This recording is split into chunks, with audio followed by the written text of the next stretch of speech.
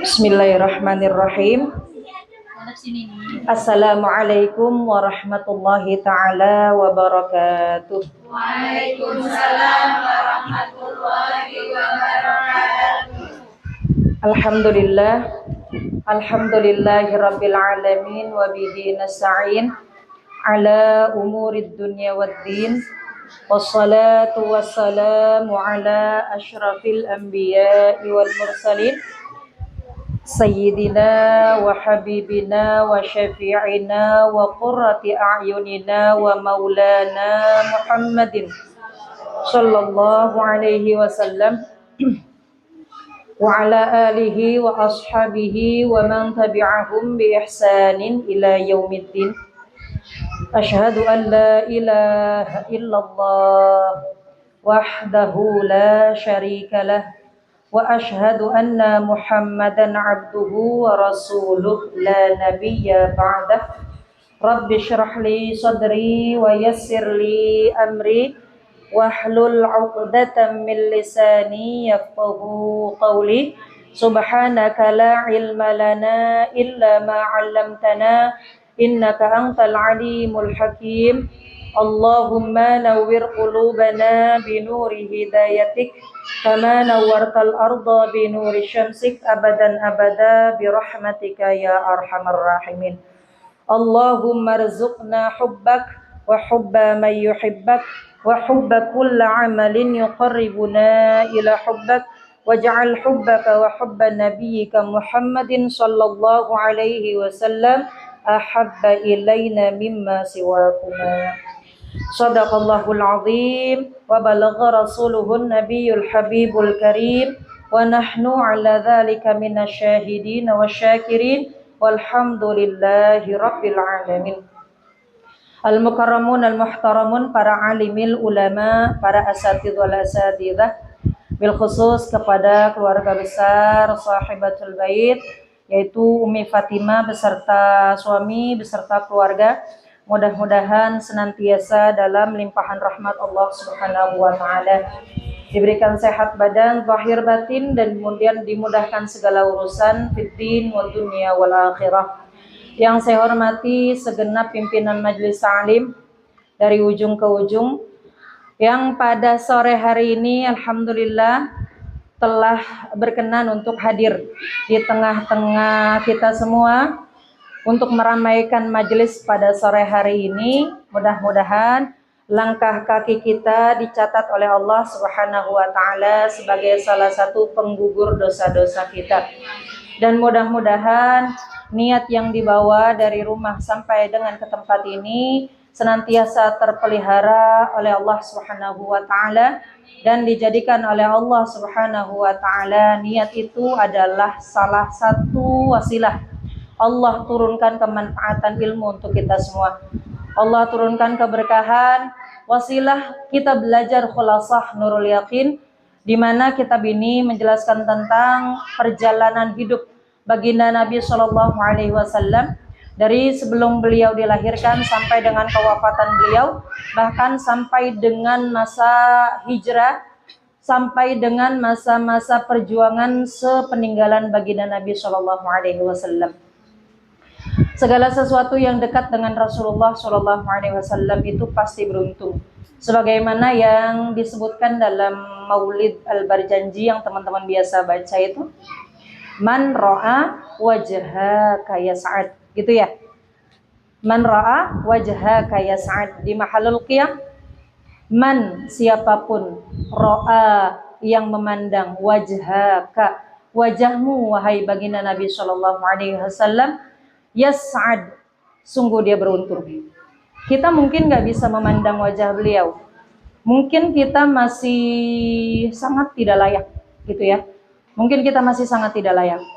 Tapi dengan kita mempelajari kehidupan beliau, sejarah hidup beliau, mencoba mengenal lebih dekat, itu bisa didefinisikan dengan ro'a di versi kita yang sekarang, di mana kita tidak mampu untuk melihat beliau, tapi setidaknya dengan sejarah hidup beliau, kita seolah-olah bertemu dengan beliau. di dunia nyata bertemu dengan beliau secara lahiriah dan batiniah kita insyaallah. Dan mudah-mudahan ro'a itu menyebabkan kita semua menjadi orang-orang yang yas'ad, orang-orang yang beruntung. Amin. Allahumma amin.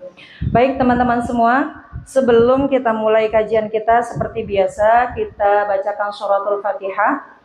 Suratul Fatihah kali ini kita akan khususkan kepada tokoh-tokoh yang akan kita sebutkan dalam kajian kita sore hari ini, karena di bab ini ada beberapa tokoh yang disebutkan.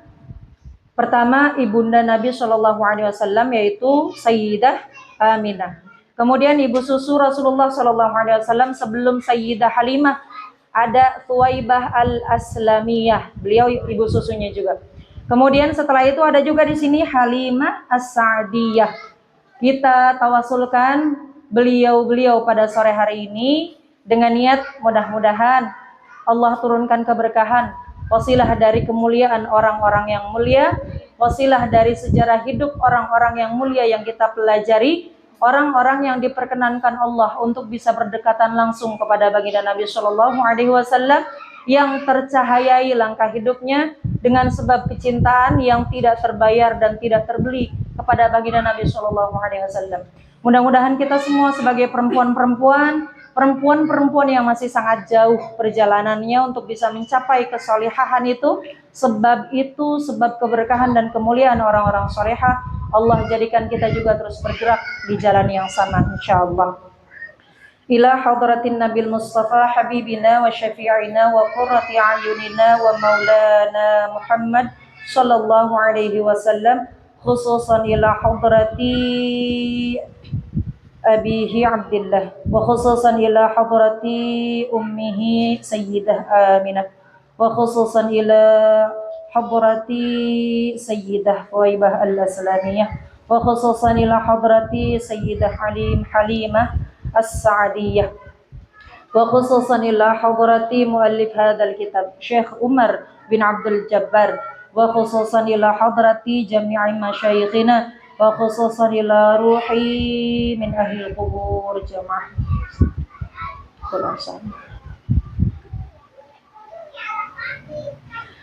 Bisyafaati Rasulillah sallallahu alaihi wasallam. Al-Fatihah. A'udzu billahi minasy syaithanir rajim. Bismillahirrahmanirrahim. Alhamdulillahi rabbil alamin. Ar-Rahmanir Rahim. Maliki yaumiddin.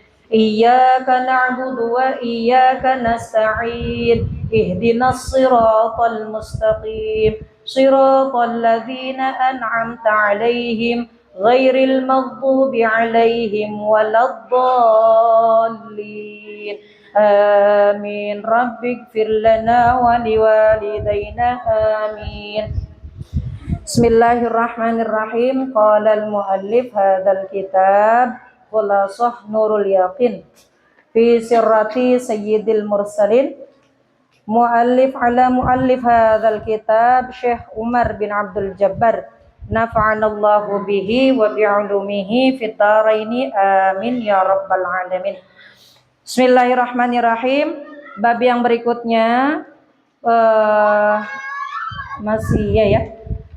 pembahasan berikutnya yaitu tentang kelahiran dan masa penyusuan baginda Nabi Shallallahu Alaihi Wasallam. Itu ya, kemarin kita sudah mengenal tentang siapakah ayah beliau. Di pertemuan sebelum-sebelumnya juga kita sudah membahas kenapa Allah pilih seorang baginda Nabi Shallallahu Alaihi Wasallam menjadi manusia yang membimbing semua umat manusia. Dan kali ini kita akan masuk pada masa kelahiran beliau dan masa penyusuannya. Bismillahirrahmanirrahim. Wulida, dilahirkan Sallallahu Alaihi Wasallam, Rasulullah Sallallahu Alaihi Wasallam di Makkah, di kota Mekah, Yaumal Itsnain. Rasulullah itu dilahirkan pada hari Senin. Ats-tsaniya asyara min Rabiul Awal, pada tanggal 12 Rabiul Awal, amal fil, pada tahun gajah. Di sini dijelaskan bahwa Rasulullah Shallallahu Alaihi Wasallam itu dilahirkan di kota Mekah pada hari Senin. Pada hari Senin. Sebelum Rasulullah Shallallahu Alaihi Wasallam dilahirkan, teman-teman. Jadi orang-orang Yahudi, ahli-ahli kitab, para ahli kitab Yahudi itu berarti kitabnya Taurat ya. Penganut penganut agamanya Nabi Musa alaihi salam. Betul? Taurat Nabi Musa, betul ya? Orang-orang Yahudi itu memahami, mendalami kitab Taurat. Dan di Taurat itu dijelaskan, teman-teman, nanti akan ada nabi akhirul zaman, nabi yang nabi tersebut Allah utus, Allah pilih sebagai pemimpin seluruh manusia. Bukan hanya sekedar pada zamannya, tapi seluruh manusia. Dari zamannya Nabi Adam alaihi salam sampai nanti manusia terakhir yang Allah ciptakan, yang Allah takdirkan hidup. Begitu. Rasulullah ini menjadi pemimpin seluruh manusia. Dan itu dicatat di kitab Taurat. Tanda-tanda kelahirannya, tanda-tanda kemunculannya itu, orang-orang Yahudi mempercayai bahwa ketika ada bintang namanya bintang Ahmad, teman-teman. Itu di Taurat disebutkan. Bintang Ahmad. Bintang Ahmad itu tercatat di Taurat bahwa kalau bintang itu muncul di langit, kelihatan di langit, maka bintang itu akan menjadi sebuah tanda hari itu, malam itu dilahirkan seorang manusia pilihan yang bernama Ahmad juga. Begitu. Dan orang-orang Yahudi mempercayai itu, teman-teman. Mempercayai itu. Maka ketika malam di mana Rasulullah Shallallahu Alaihi Wasallam akan dilahirkan, karena Rasulullah itu dilahirkan menjelang fajar. Ini teman-teman yang baca Hadiah Ulami ya, Umi biasa baca Hadiah Ulami ya.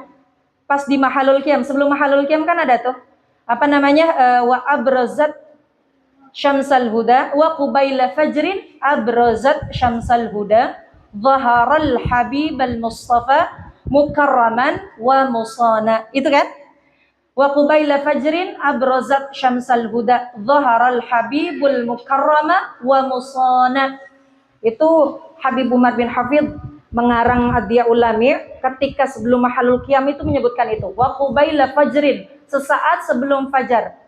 Abrazat syamsal huda, muncullah, terbitlah syamsal huda, matahari atau cahaya petunjuk, orang yang menjadi cahaya petunjuk bagi seluruh manusia. Zaharal habibul mukarrama wa musana. Dilahirkan seorang kekasih terpilih, mukarrama, yang paling dimuliakan, wa musana, dan terpelihara hidupnya.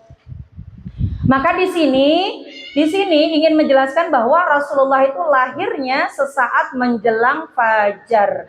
Dan orang-orang Yahudi ketika Rasulullah itu akan lahir di hari Senin itu, malam itu melihat bintang Ahmad itu muncul ternyata di langit. Kalau yang pernah ngelihat shot di YouTube, ada tuh ya, potongan video pendek di YouTube, ada ada bintang paling terang, ya, pernah lihat ya sih? Ya, yang nanti kalau belum lihat deh di shot YouTube-nya. Iya, kelahiran baginda Nabi Shallallahu Alaihi Wasallam. Jadi ada bintang terang menyinari semua bumi, ya kan? Menyinari semua bumi, bintang itu yang disebut Ahmad. Bintang Ahmad itu yang tercantum dalam Taurat. Dan orang-orang Yahudi ketika melihat itu naik ke atas menara, dia teriak, "Hai orang-orang Yahudi, pada malam hari ini ternyata telah muncul bintang Ahmad. Maka besok akan dilahirkan sesosok manusia yang paling mulia, yang akan memimpin seluruh manusia." Nah itu ketika teriak itu didengar oleh ahli syairnya Rasulullah SAW. Siapa namanya? Sabit siapa? Siapa sih? Aduh ya Allahumma sholli ala sayyidina. Saya lupa namanya siapa sih? Yang sebelum itu dia kafir, kemudian dia ditantang untuk membuat syair untuk menjelek-jelekan Rasulullah. Siapa namanya? Coba ayo clue. Saya lupa lagi. Siapa sih namanya? Aduh, ya udah nantilah sambil jalan keingetan kita sebut namanya. Saya lupa ya Allah, tadi udah inget banget. Allahumma sholli. Siapa? Masa nggak ada yang tahu sih teman-teman? Allahu Akbar. Siapa saya lupa ya, nama penyairnya saya lupa. Ya, nanti sambil jalan kita ingat-ingat ya. Nah, si penyair itu lahirnya 7 tahun sebelum kelahiran Rasulullah. Hasan bin Sabit. Iya, Hasan bin Sabit. Hasan bin Sabit itu lahir 7 tahun sebelum Rasulullah lahir. Nah, ketika orang Yahudi naik ke atas menara tadi, dia nyaksiin orang Yahudi itu teriak, "Hei orang-orang Yahudi, ternyata malam ini loh munculnya bintang Ahmad itu, berarti besok seorang Ahmad itu akan lahir. Hasan bin Sabit pulang ke Mekah menceritakan itu. Maka dicatat itu menjadi salah satu bukti sejarah juga gitu loh. Nah, ketika itu kemudian lahirlah wa qubaila fajrin abrazat syamsal huda tadi itu. Rasulullah kemudian lahir sesaat menjelang fajar, yang di saat itu juga berbarengan dengan matinya seluruh api di Persia.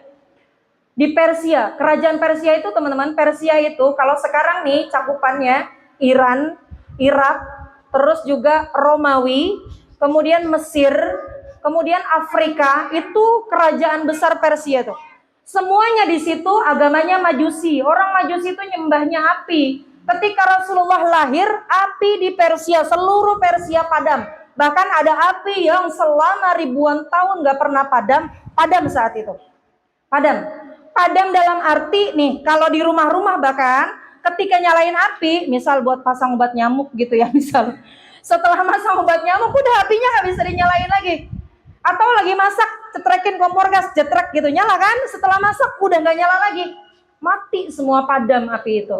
Dan itu meruntuhkan api yang ribuan tahun menyala tanpa mati di Persia. Dan itu menjadi salah satu tanda kelahiran baginda Nabi SAW. Ketika malam itu bintang Ahmad muncul, matilah semua api di Persia. Wa qubaila fajrin abrazat syamsal huda. Lahirlah seorang nabi akhiruz zaman, manusia paling mulia, manusia terpilih, manusia yang tidak ada tandingannya, manusia yang tidak ada cacatnya. Beliau adalah baginda Nabi sallallahu alaihi wasallam. Lahir pada hari Senin. Itsnain, lihat teman-teman. Tulisannya apa? Itsnain ya. Senin itu dalam bahasa Arab tulisannya al-itsnain. Coba guru TPQ. Wahidun apa artinya? Satu. Itsnain?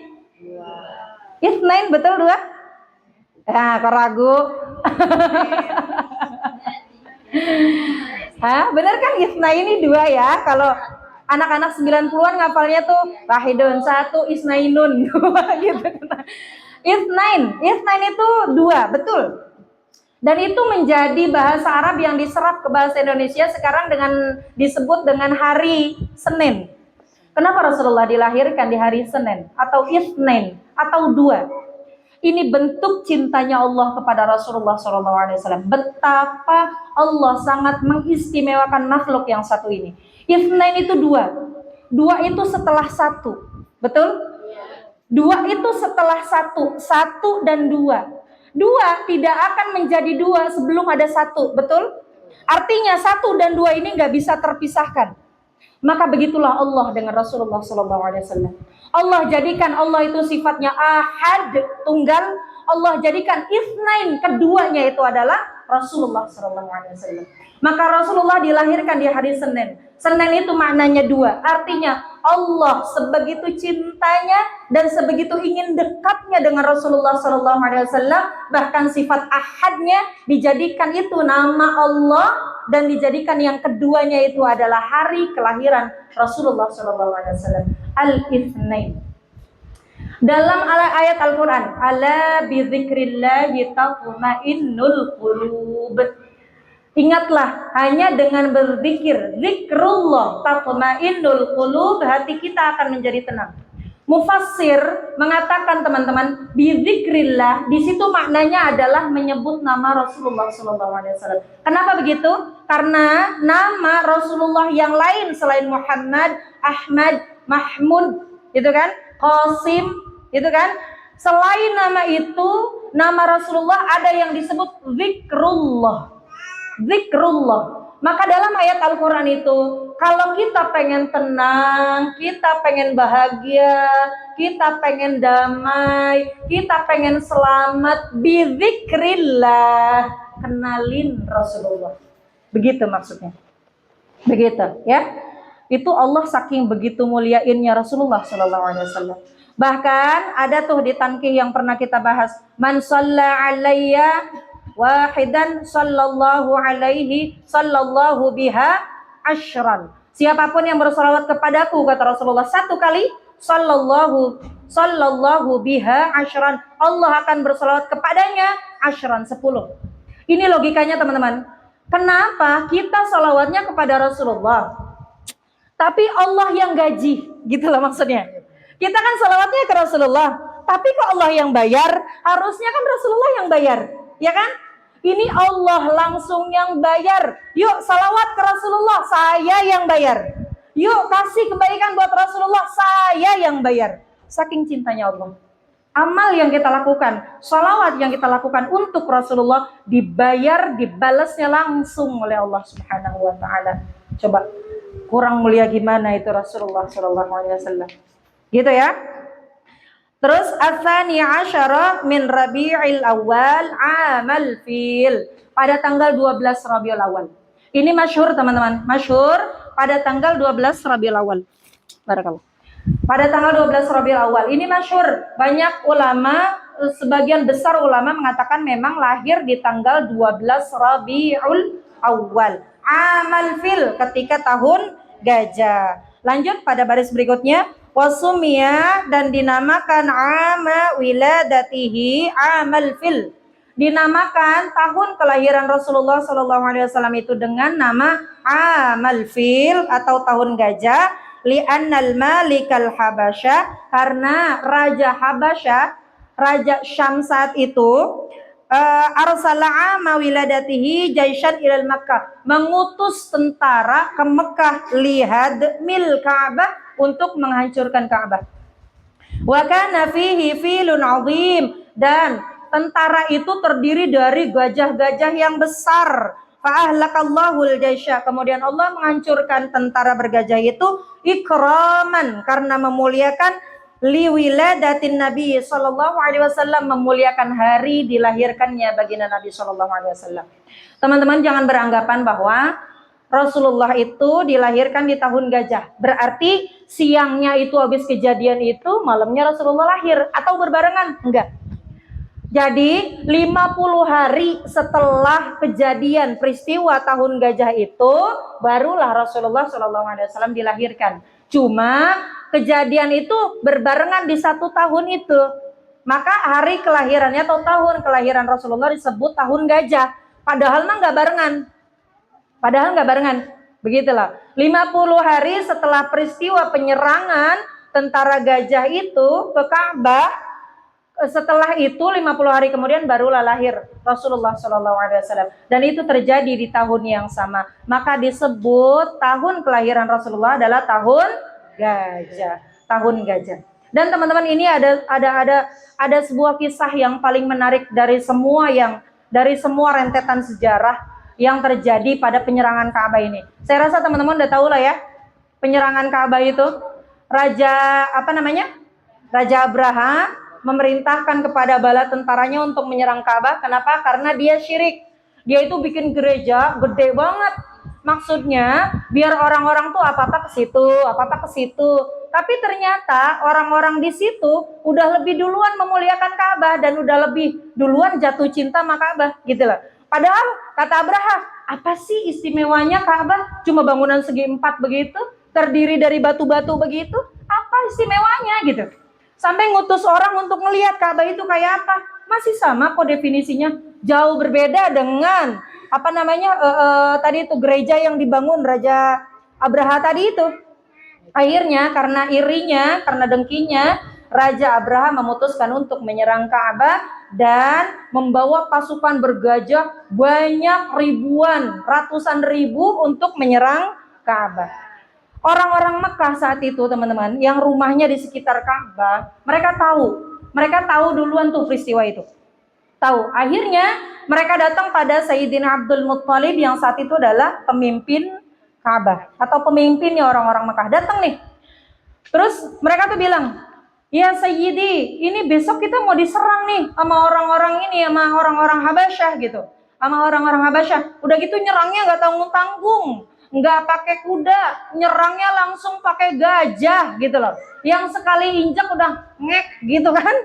Iya gitu. Ini gimana, apa yang harus kita lakukan? Bagaimana kalau semuanya kita mati? Bagaimana kalau Ka'bah hancur? Bagaimana kalau kampung kita binasa? Bla bla bla dan seterusnya. Kekhawatiran itu tuh di tengah-tengah orang-orang Mekah disampaikan kepada Sayyidina Abdul Muttalib. Abdul Muttalib orang yang saleh. Abdul Muttalib orang yang sajidan, ahli sujud, ibadah kepada Allah Subhanahu wa taala. Dia bilang begini. Udah, tugas saya ini cuma seorang pengembala unta. Saya ini cuma orang yang punya onta di sini, tukang angon onta gitu loh. Saya di sini cuma punya onta. Maka ketika besok kejadian itu terjadi, tugas saya cuma ngamanin dan nyelamatin, ngejaga unta-unta saya. Itu orang Mekah saat itu ngedenger Sayyidina Abdul Muttalib ngomong gitu, kok egois banget gitu. Ya ngapain kek, maksudnya gitu loh. Ya apa gitu, panggil polisi kah, misal gitu kan. Panggil polisi atau apa gitu, biar ngejagain Ka'bah. Abdul Muttalib cuma bilang gitu, saya cuma seorang penjaga unta. Maka ketika besok kejadian itu terjadi, tugas saya hanya akan menjaga unta-unta saya. Terus bagaimana dengan Ka'bah? Begitu kan kata orang-orang Mekah. Bagaimana dengan Ka'bah? Abdul Muttalib mengatakan, Ka'bah itu punya Tuhannya sendiri, punya pemiliknya sendiri. Biarkan pemiliknya itu yang menjaganya. Biarkan pemiliknya itu yang memeliharanya. Dia adalah zat yang maha berkuasa di atas segala yang berkuasa. Tuh, iman, keteguhan iman teman-teman. Keteguhan iman. Mau diserang sama orang yang jelas-jelas mau perang sama dia, ini katakan nih, udah tinggal besok matinya gitu loh. Udah tinggal besok matinya. Tapi iman itu berbunyi dalam hatinya, berbunyi, bercahaya, mencuat. Dia ingat bahwa segala sesuatu dengan rentetan kejadian yang terjadi semuanya atas kendali Sang Maha Kuasa. Dipasrahkan, yang tidak menjadi prioritas dia, yang di luar kuasa dia, diserahkan semuanya ke Allah. Terjadi seperti yang dalam sejarah, akhirnya Raja Abraha itu belum sampai ke Mekah, mereka udah mundur duluan, bahkan datang tuh yang dalam surat Al-Fil itu, surah Al-Fil, ya pada hafal ya. Ya, alam tara kaifa fa'ala rabbuka bi ashabil fil. Itu pelajaran banget teman-teman. Jadi Allah gampang banget ya mengalahkan ratusan ribu tentara bergajah cuma dengan sekelompok burung kecil-kecil. Iya, burung ababil yang disebutkan dalam Al-Fil itu. Sebegitu gampangnya loh, gajah besar. Harusnya kan yang bisa ngalahin yang gede juga. Tapi Allah cuma ngirim burung yang kecil-kecil untuk ngalahin itu. Untuk ngalahin gajah yang besar-besar dengan tentara yang sekian ratus ribu itu. Kecil banget buat Allah. Didatengin burung dengan membawa kerikil yang panas, yang ketika nempel di badan gajah itu semuanya lumer, gitu kan? Ya, semuanya meleleh, gitu kan? Jadi ini yang pengen saya garis besari adalah teman-teman begini. Ketika kita menghadapi sesuatu apapun itu kejadiannya dalam hidup kita, ketika kita merasa saya tidak mampu melakukan ini, udah kembalikan semuanya ke Allah. Saya nggak mampu lewati ini, kembalikan semuanya ke Allah. Minta kekuatannya ke Allah. Karena ketika di dunia kita diberikan irodah majaziyah namanya kalau dalam bahasa tasawuf. Irodah majaziyah. Sesuatu yang sepertinya kita bisa lakukan itu. Misal, anak kita lapar, kita masak, ya kan? Masakan jadi, anak kita makan, kenyang. Itu irodah majaziyah. Kita bisa masak seperti kita yang melakukan. Padahal irodah aslinya dari Allah. Itu bisa kita lakukan. Tapi ada hal-hal yang tidak bisa kita selesaikan dalam hidup kita. Tidak bisa kita selesaikan. Dan ketika memang tidak bisa diselesaikan, itu tandanya bahwa memang hanya kuasa dan kendali Allah yang bisa menyelesaikan. Sering gak menemukan begitu? menghadapi anak, mungkin gitu ya. Ya Allah, saya udah ngajarin, ya Allah, saya udah nuntun, ya Allah, saya udah bilangin bla bla bla dan seterusnya. Masih begitu-gitu aja. Misal gitu ya, masih begitu-gitu aja. Berarti kita harus ingat bahwa ada kekuatan di luar kekuatan kita yang akan menyelesaikan itu. Bukan dengan diri kita mungkin bisa menyelesaikannya, tapi dengan upaya yang sudah kita lakukan, kemudian berbuah ketawakalan kepada Allah, Allah yang rapihin itu semua. Gitu teman-teman. Nah ini Abdul Muthalib itu yang sedang dilakukan. Dia merasa bahwa tugasnya hanya untuk melindungi untanya. Ka'bah ini nggak bisa saya ngapa-ngapain gitu loh. Saya nggak bisa ngejagain ini. Dan Ka'bah ini punya pemiliknya sendiri, punya tuannya sendiri, punya penjaganya sendiri. Biarkan penjaganya itu yang akan menjaganya. Terbukti kan? Tentara bergajah yang besar-besar begitu mati ludes sampai ke raja-rajanya hanya dengan seekor, hanya dengan burung ababil yang kecil-kecil itu. Gitu ya, paham ya? Begitu ya? Oke, kemudian fa'ahlakallahul jaisha, dan Allah menghancurkan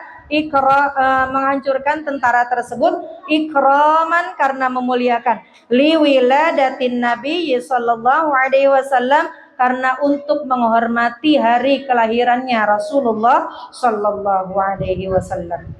Begitu. Kemudian poin berikutnya, wa arda'athu ba'da ummihi Thuwaibatul Aslamiyah. Kemudian setelah disusui oleh ibunya yaitu Sayyidah Aminah, Rasulullah pun disusui oleh ibu susunya bernama Thuwaibah Al-Aslamiyah. Dan teman-teman perlu tahu, Thuwaibah Al-Aslamiyah ini adalah seorang budak, teman-teman. Budak dari Abu Lahab. Budak dari Abu Lahab, musuh Rasulullah yang padahal pamannya sendiri yang sampai mati dia kafir. Nah, Thuwaibah Al-Aslamiyah itu dia adalah budak Abu Lahab. Abu Lahab itu kekafirannya, kedurhakaannya kepada Allah sampai dinas dalam Al-Quran, surat Al-Lahab itu, ya kan? Tabbat yada Abi Lahab wa tab, ma aghna anhu maluhu wa ma kasab. Celaka Abu Lahab, tabbat yada Abi Lahab wa tab. Celaka semuanya yang berkaitan sama Abu Lahab. Ma'aghna anhu maluhu wa makasab. Nggak ada gunanya harta ataupun pekerjaannya ataupun profesinya, kekuasaannya. Wa mra'atuhu, dan juga istrinya hamalatul hatab, yang membawa kayu bakar. Kayu bakar itu maksudnya duri. Istrinya Abu Lahab itu kerjaannya kalau subuh nih gabutnya nggak berfaedah, bahkan ngebawa dia ke neraka nih. Kalau pagi itu kerjaannya bawa kayu, duri-duri ditaruh di depan pintu Rasulullah. Kalau subuh kerjaannya begitu. Istrinya Abu Lahab tuh. Jadi begitu Rasulullah buka pintu mau ke masjid, nggak ngelihat di depan duri, diinjek sama Rasulullah. Sengaja pengen nyakitin Rasulullah. Ini istrinya nih. Istrinya disebut Ummu Jamil. Ummu artinya ibu, Jamil itu artinya cantik. Kalau orang sekarang bilang ratu kecantikan di Mekah saat itu istrinya Abu Lahab. Dan kenapa Abu Lahab disebut Bapak Lahab yang bercahaya? Karena Abu Lahab adalah orang yang paling ganteng di Mekah. Serius, Lahab itu artinya bercahaya. Bukan hanya sekedar api, tapi bercahaya. Saking bercahayanya, bikin cewek kalau lihat tuh kelepak gitu. Suaminya namanya Abu Lahab, paling ganteng. Istrinya namanya Ummu Jamil, paling cantik, ratu kecantikan Mekah saat itu. Mungkin kalau sekarang bisa jadi Miss World. Bisa jadi Miss World mungkin. Iya, tapi ternyata yang Allah sebutkan, ma'aghna, enggak berguna. Ma'aghna anhu, baginya. Maluhu, hartanya. Abu Lahab itu kayanya luar biasa. Wa ma kasab, dan kedudukannya juga enggak berguna. Mau dia ganteng, mau dia kaya, mau dia dihormati, atas nama tidak beriman kepada Allah dan Rasulullah, ma'aghna, enggak berguna sama sekali. Begitu, enggak berguna sama sekali. Dan Thuwaibah Al-Aslamiyah ini budaknya Abu Lahab. Nih, ketika Rasulullah lahir di Fajar Senin itu, Suwaibah al-Islamiyah adalah salah satu orang yang tahu berita itu. Tahu berita itu. Dan yang mendampingi Sayyidah Aminah ketika melahirkan Rasulullah SAW. Dalam riwayat disebutkan yang ngebidanin. Yang ngebidanin itu kan para bidadari-bidadari dari surga ya. Sebagian riwayat mengatakan ada Sayyidah Maryam, gitu kan? Ada Sayyidah Asiyah, istri Fir'aun. Orang-orang mulia turun semua dari langit. Makanya Rasulullah itu lahir. Rasulullah lahir nggak ada kesulitan sama sekali ibunya merasakan proses kelahirannya. Bahkan dikatakan ketika Rasulullah lahir sajidan, dalam keadaan sujud, syakiran, dalam keadaan seperti orang yang sedang berterima kasih dengan Tuhannya. Begitu. Dalam keadaan sujud, sudah terhitan, tali pusernya udah sama kayak kita yang udah dewasa gitu. Udah dalam kondisi bercelak mata dan tidak ada darah sedikit pun. Semuanya yang nanganin tuh, yang bidanin itu bidadari. Nah setelah itu datanglah namanya Syafa'. Syafa' ini nih bidan yang dalam bentuk manusia ya, yang ngebantuin Aminah. Sayyidah Aminah namanya Syafa'. Syafa' itu siapa? Ibunya Khalid bin Walid. Ibunya Khalid bin Walid, Syafa'. Begitu. Itu ngebantuin tuh proses kelahirannya. Setelah Rasulullah lahir, Suwaibah al-Islamiyah ini adalah salah satu orang yang tahu tentang kelahiran Rasulullah. Datanglah karena Suwaibah ini kenal dekat dengan Aminah, dengan Sayyidah Aminah. Datang, begitu didatengin, ngelihat bayi Rasulullah SAW nih, teman-teman. Saya sering banget bilang di beberapa majelis saya sering bilang, siapapun orangnya yang melihat Rasulullah dengan hatinya pasti jatuh cinta. Siapapun orangnya yang melihat Rasulullah ketika tidak ada kemunafikan dalam hatinya pasti jatuh cinta. Pasti jatuh cinta. Itu yang terjadi pada Suwaibah al-Islamiyah. Ngelihat bayi Rasulullah, dia bilang, ya Allah, ini bayi ganteng banget, cakep banget, bersih banget, mukanya bercahaya, nyenengin banget dilihatnya. Nyenengin banget dilihatnya. Man ro'a wajhaka ya Sa'ad. Dia ngelihat bayi mulia itu, bayi cakep itu, Suwaibah al-Islamiyah, hatinya gembira, hatinya berbunga-bunga, hatinya langsung jatuh cinta kepada bayi mulia tersebut. Selesai itu dia langsung pulang ke rumah Abu Lahab. Dia bilang, Abu Lahab ini pamannya Rasulullah. Adiknya Abu Lahab itu Ibnu Mas'ud. Ibnu Mas'ud itu jadi salah satu sahabat kesayangan Rasulullah. Tapi abangnya Abu Lahab jadi rivalnya Rasulullah. Padahal satu rahim nih. Ibnu Mas'ud sama Abu Lahab. Satu rahim. Tapi ternyata karena iman yang memisahkan, Ibnu Mas'ud menjadi orang salah satu yang dijaminkan surga. Abu Lahab ternyata orang yang dinas masuk ke neraka. Ya kan? Nggak ngejamin ternyata. Suwaibah al-Islamiyah pulang, dia cerita kepada Abu Lahab. Tuanku, Sayyidi, alhamdulillah, ternyata keponakanmu lahir. Keponakanmu putra dari Abdullah, katanya gitu. Oh iya, lahir dia. Lahir. Ih, Masya Allah, bayinya cakep, bayinya bersih, semuanya sempurna, membahagiakan sekali siapapun yang memandang. Wallahi, dia adalah bayi terindah yang pernah saya lihat. Kata Suwaibah al-Islamiyah. Wallahi, dia adalah bayi yang paling indah yang pernah saya lihat. Saya lihatnya aja seneng banget gitu. Abu Lahab diceritain begitu, ngedenger kalau ponakannya ini udah lahir dalam keadaan seindah dan sebaik itu, senang juga Abu Lahab. Ih, kalau gitu ya, kalau gitu saya senang juga deh. Keponakan saya lahir nih, siapa tahu keponakan saya ini keponakan paling baik gitu. Dari sekian keponakan yang saya punya, terima kasih ya kamu udah ngabarin saya. Tradisi orang Arab, kalau dibahagiakan orang itu ngasih hadiah. Tradisi orang Arab. Dibahagiakan ngasih hadiah. Itu sebab orang Arab tuh ada istilahnya tahadu, tahabu. Saling memberikan hadiah. Maka akan terjalin kasih sayang. Akan terjalin saling mencintai. Gitu ya. Tapi bukan berarti juga pengen dicintain harus ngasih hadiah. Enggak begitu juga. Ini istilah Arab aja. Itu yang dilakukan Abu Lahab. Ketika mendengar berita indah, berita bahagia itu, dia bilang, makasih loh Suwaibah, kamu udah ngabarin berita ini. Ya udah, dengan atas berita bahagia yang kamu berikan kepada saya pada malam hari ini, pada hari ini, kamu pengen minta apa deh, terserah. Silakan, kamu minta apa aja, kata Abu Lahab. Kamu minta apa aja hari ini saya berikan, kata Abu Lahab. Terus Suwaibah al-Islamiyah bilang, bener nih, bener, apa aja yang kamu minta? Tidak ada yang paling berharga bagi seorang budak selain kemerdekaannya. Maka Suwaibah al-Islamiyah minta, atiqni ya sayyidi, merdekain saya aja deh Tuan, kata Suwaibah al-Islamiyah. Maka teman-teman, ini sih agak melenceng sedikit ya. Atiqni, merdekain saya. Nama saya kalau Atiqoh. Ini artinya, ini perempuan-perempuan bahagia, tapi nggak bisa disebut juga barbar ya. Perempuan-perempuan merdeka, Atiq.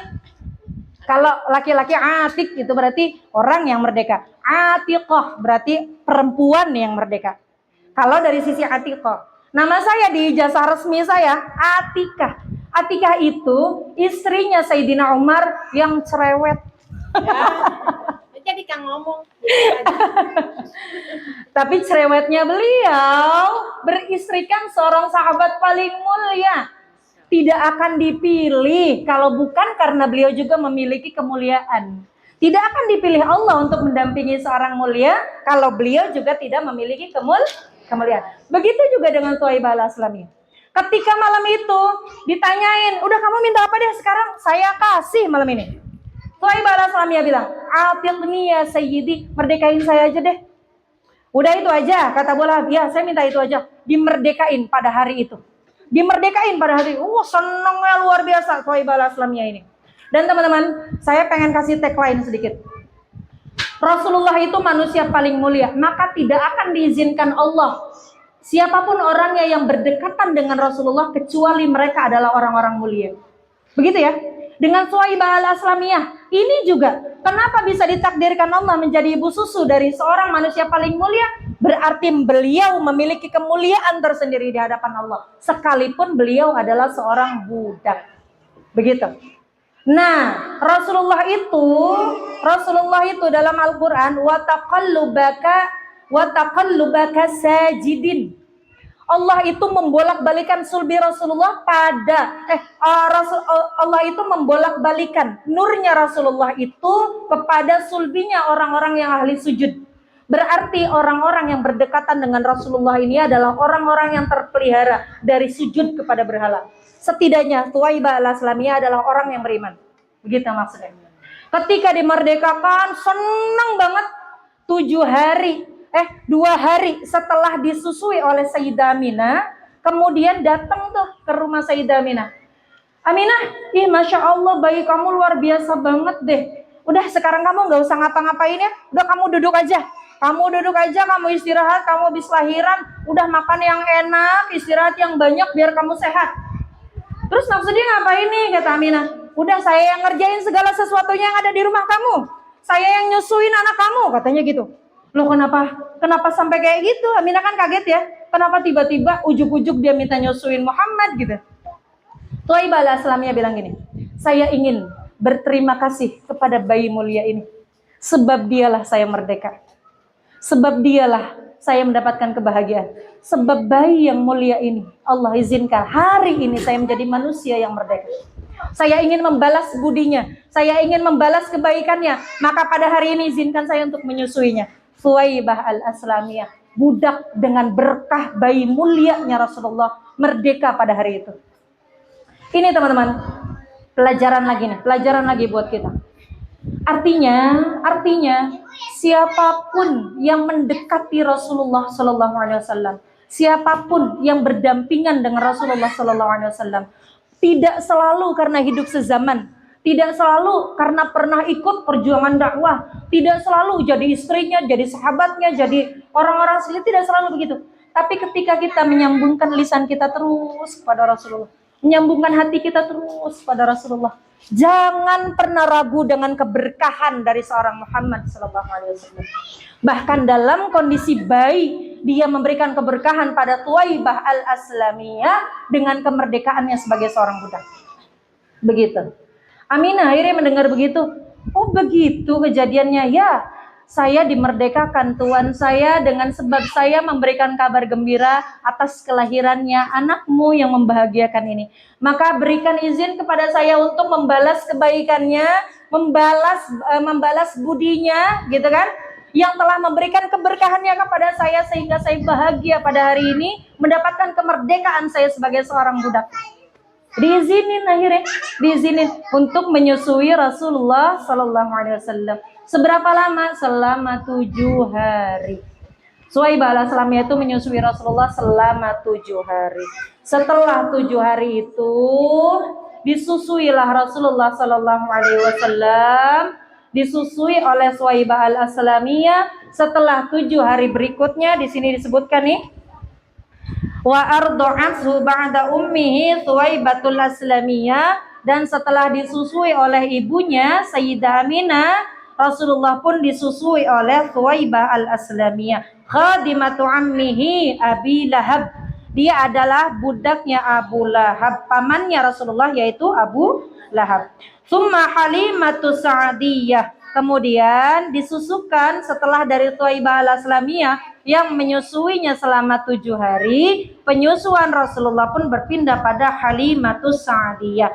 Ila an balagha umruhu 4 sanawatin, sampai Rasulullah berusia 4 tahun. Dan ini cerita Halimah Sa'diyah ini panjang banget teman-teman. Dan indah banget ya Allah. Indah banget. Indah banget. Next nanti kalau waktunya cukup kita cerita kali ya. Karena ini panjang banget. Cuma memang ketika Suwaibah al-Aslamiyah itu selesai menyusui Rasulullah, di waktu yang bersamaan juga datanglah seorang kabilah dari Taif, Bani Sa'ad namanya. Jadi Halimah Sa'diyah ini orang Taif teman-teman. Orang Taif, sukunya namanya Sa'ad. Makanya disebut Halimah As-Sa'diyah. Orang Arab itu biasa menisbatkan nama kampungnya, nama daerahnya. Iya, As-Sa'diyah berarti dari Bani Sa'ad. Nah, kalau orang-orang sekarang, misal ya, Al-Bughuri, jadi Bogor gitu, orang Bogor misal gitu. Al-Bakasi. Ya teman-teman kalau sudah lihat ya, Al-Falembangi, ya, Al-Fadangi, ada kan Syekh Yasin Al-Fadangi. Terus apa lagi? Nah itu kalau dalam bahasa Arab teman-teman, tulisannya kan gini, misal ya, papan tulis yang adalah ya. Jadi ada ya, ada alif layinah, kayak ya tuh, kayak ya. Ya, tapi nggak ada titiknya di bawah. Ya, alif maksura atau alif layinah kalau dalam bahasa nahwu. Nah, oke, begini nih. Ini sedikit aja. Kalau teman-teman mau pede pakai namanya ya nggak apa-apa. Misal begini ya. Tadi apa? As-Sa'diyah. As-Sa'diyah. Aduh, tulisan saya bagus banget, maaf teman-teman. Sa'diyah. Nih. Ini ya-nya nih. Ini namanya ya nisbatiyah. Ya nisbatiyah. Atau kalau orang sekarang biasanya nggak pakai tata marbuto. Kenapa dia As-Sa'diyah? Karena di depannya itu Halimah. Kalau Halimah berarti kan perempuan. Perempuan tandanya kan tata marbuto. Tandanya bulat, ya kan? Makanya jangan minder teman-teman kalau kalian diberikan Allah badan yang bulat. Karena emang perempuan itu ditandainya aja dengan tata marbuto yang bulat gitu loh. Berarti saya perempuan. Iya, berarti menunjukkan identitas kita sesungguhnya sebagai seorang perempuan. Nah, gitu. Kemudian ada lagi yang pakai alif layinah, misal al bakasi nih. Nah, ini dia. Nah, ini dia. Ini sama. Iya-nya ya nisbatiyah. Nah, ya nisbatiyah. Ya nisbatiyah, nisbat itu artinya apa sih Bunda? Nisbat itu Bunda? Silsilah boleh, silsilah. Korelasi bisa. Silsilah bisa. Jadi dinisbatkan pada daerahnya sendiri. Al-Fadangi ada ya-nya juga di belakang. Nah, ini namanya ya nisbatiyah, begitu. Halimah As-Sa'diyah itu beliau orang Taif dari Bani Sa'ad ya, dari Bani Sa'ad. Beliau datang berbarengan dengan beberapa hari setelah kelahiran Rasulullah SAW. Pas banget setelah Suwaibah al-Aslamiyah ini berhenti menyusui Rasulullah SAW. Dan balik lagi ke tadi teman-teman, Siapapun orangnya yang diperkenankan dekat dengan Allah, maka dia dengan Rasulullah SAW, maka sudah dipastikan dia adalah orang-orang yang mulia. Halimah Sa'diyah, orang miskin. Orang miskin, dia kalau nggak miskin nggak bakal jadi tukang susu. Orang miskin anaknya banyak, punya banda, maaf ya, nih kalau kata orang Betawi, punya banda itu apa namanya, untanya kurus untanya.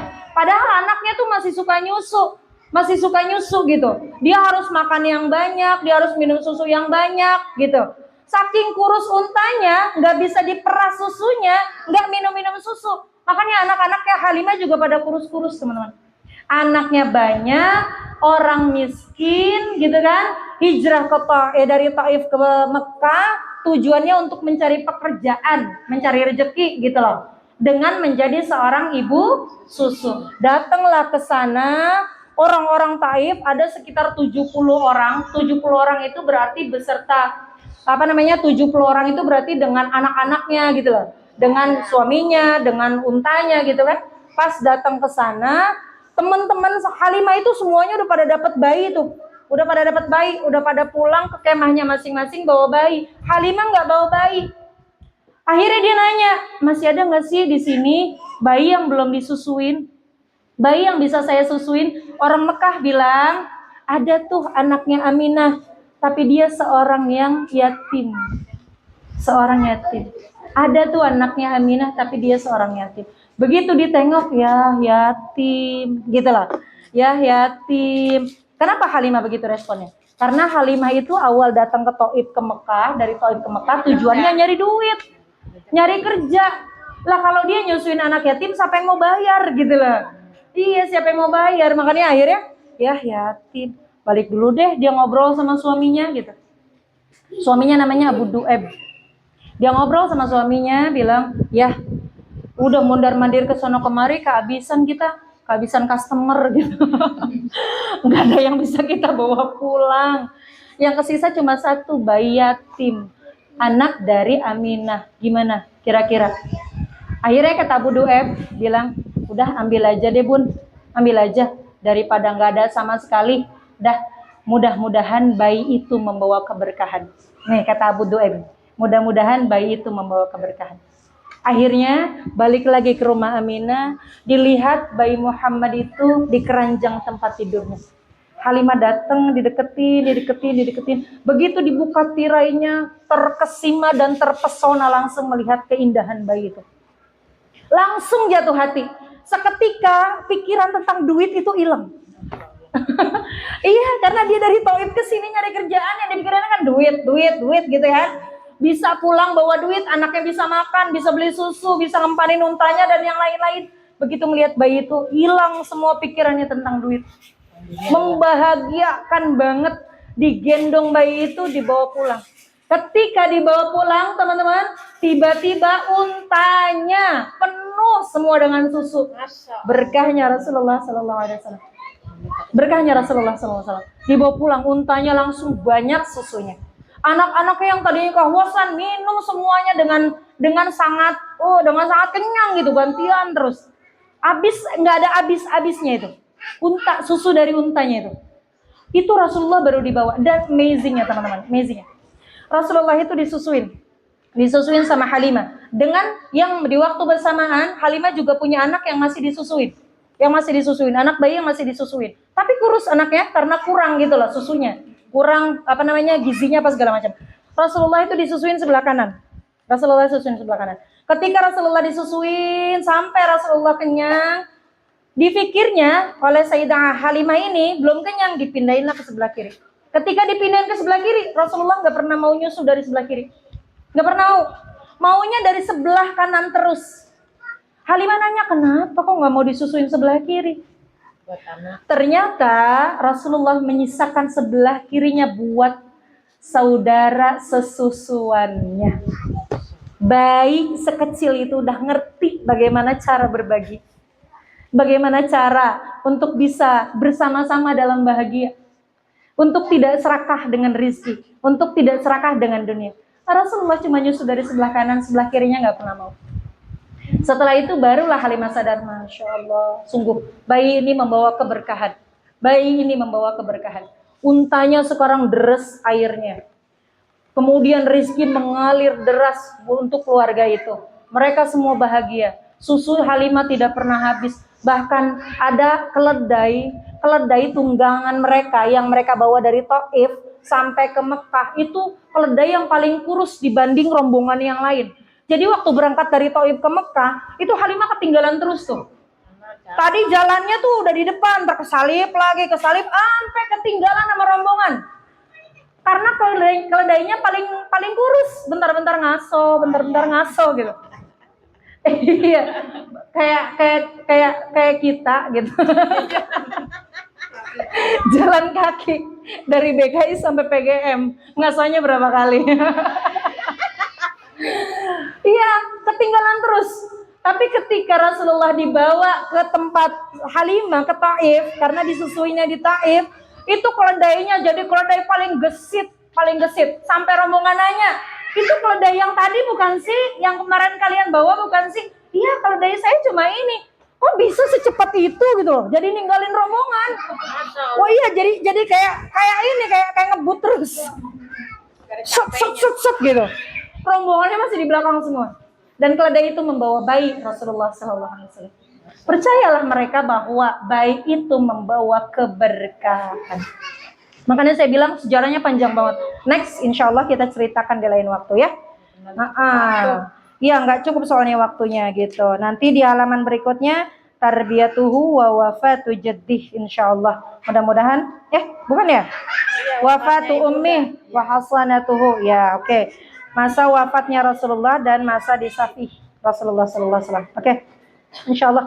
Mudah-mudahan nanti Allah sehatkan badan kita, panjangkan umur kita.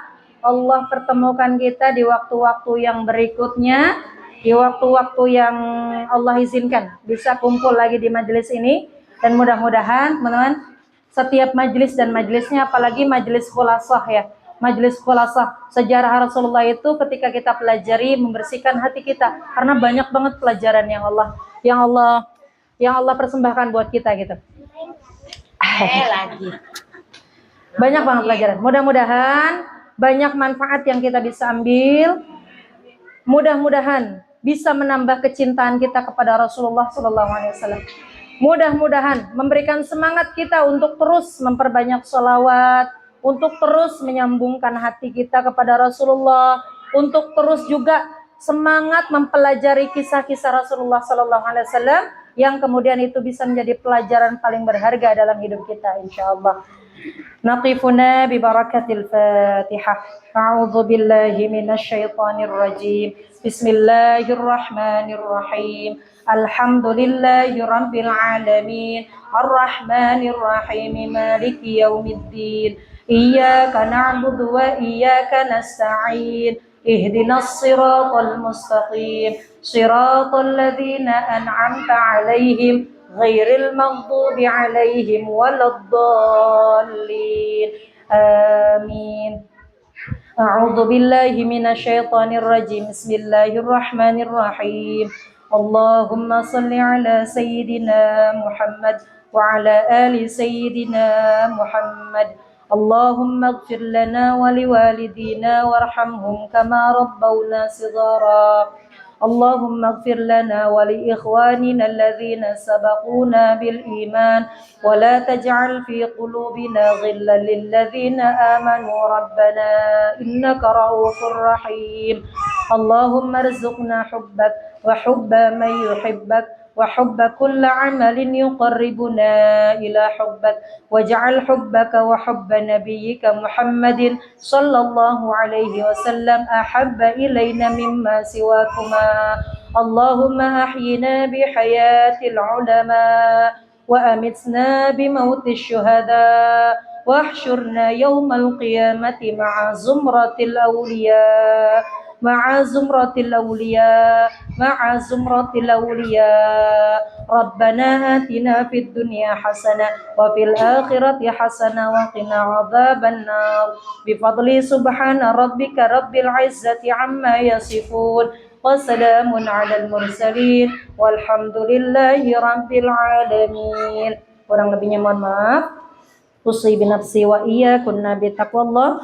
Thumma assalamualaikum warahmatullahi wabarakatuh. Waalaikumsalam. Terima kasih pada ibunya pada sore hari ini. Semoga apa yang beliau berikan pada sore hari ini dapat memanfaatkan kita semua dan dapat mengambil hikmahnya.